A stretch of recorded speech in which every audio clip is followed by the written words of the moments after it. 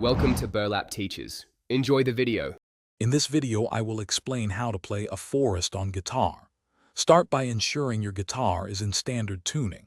For a forest, you'll want a clean tone with a touch of chorus and a medium delay setting to capture that iconic atmosphere.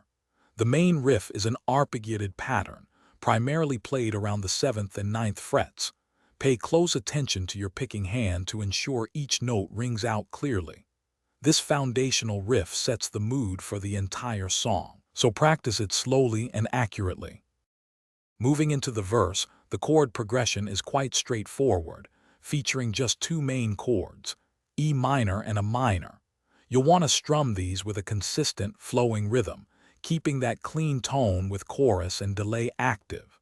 The simplicity of these chords allows the atmospheric effects to truly shine, creating the song's signature melancholic feel. Focus on smooth transitions between the two. The bridge section offers a slight variation, often incorporating a D major chord, which adds a touch of brightness before returning to the darker themes. Pay close attention to the subtle dynamic shifts here. You might want to increase your strumming intensity slightly.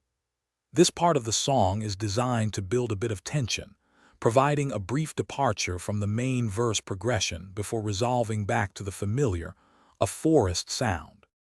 For the solo, focus on the E minor pentatonic scale, emphasizing melodic phrasing rather than speed. Use expressive bends and vibrato to give your notes character. The outro is essentially a repetition of the main arpeggiated riff, but with the delay effect gradually fading out. Slowly decrease your guitar's volume as the song draws to a close, creating a sense of distance and finality. Thanks for watching. Consider subscribing if this video helped you.